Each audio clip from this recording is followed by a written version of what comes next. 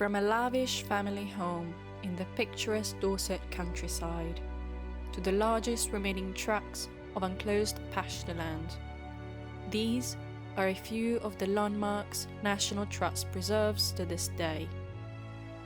In the last episode, we discovered the history of Kingston Lacy, where one of the most powerful families of Dorset used to live, the Banks family.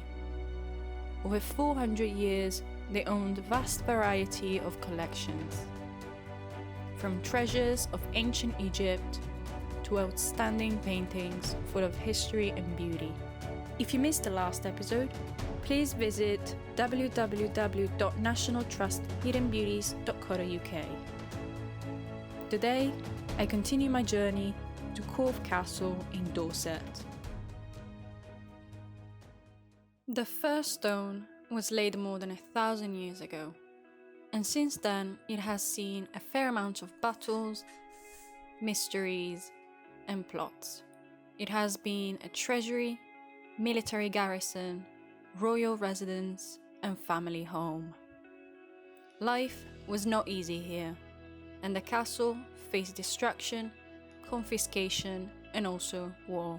This is Corfe Castle. Corfe Castle goes back to the 11th century and still remains one of Dorset's most historic landmarks. Built by William the Conqueror, the castle stood 21 meters tall and was built strategically on top of a 55 meters high hill. In the 17th century, as civil war was slowly approaching, the castle stood strong. It was the famous Banks family who supported King Charles I against Oliver Cromwell. Lady Banks was the one who bravely defended the castle twice, before being betrayed by one of her own soldiers.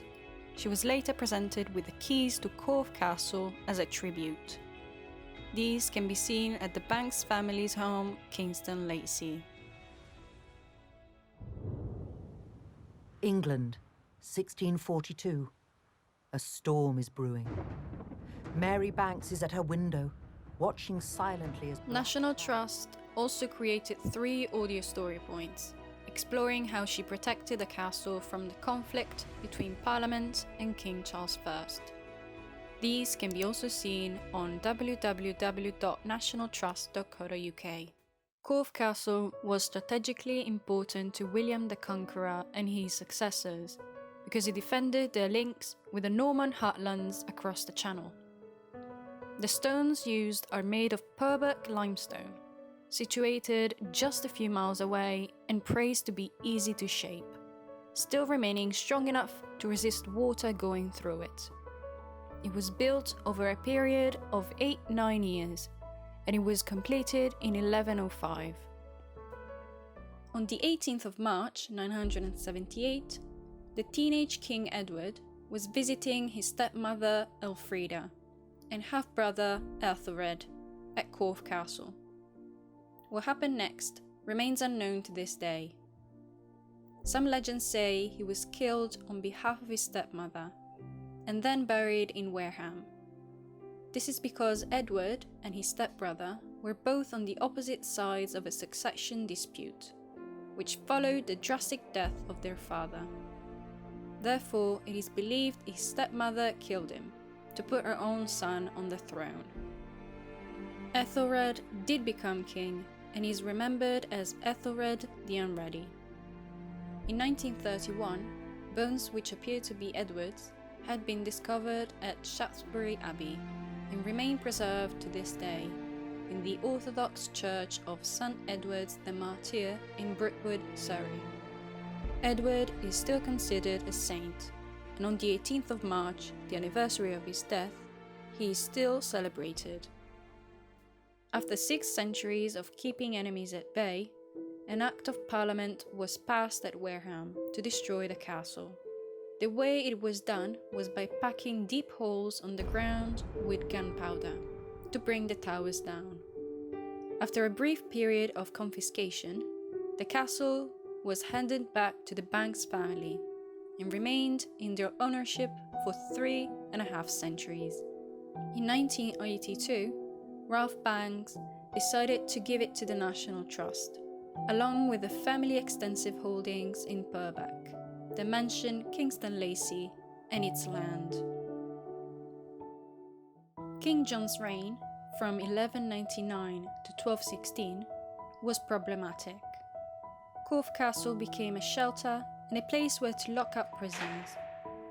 King John spent more than £1,400 on improving the castle. He was said to love the finer things in life, therefore he wanted the best of the best. He was also known for not caring about personal hygiene. Records show he had a bath 8 times between January and June 1209. During his early years as king, King John faced a rival, his nephew Prince Arthur of Brittany, grandson of Henry II. King John surrounded him at Mirabeau, France.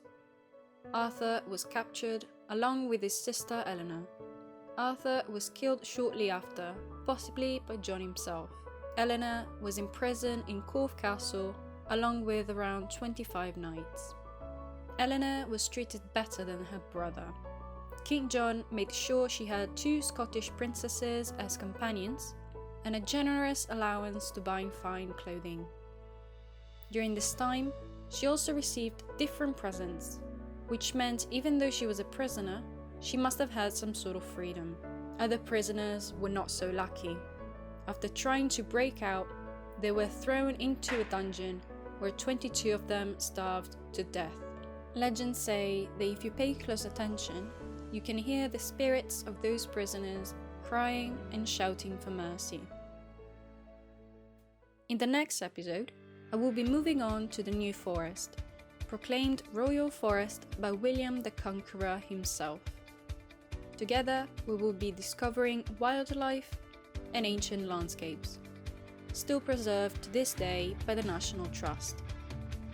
I will be walking to the Half Duff and ending with a short stroll around Hightown, perfect for a spring walk with the family or a nice quiet alone time with yourself.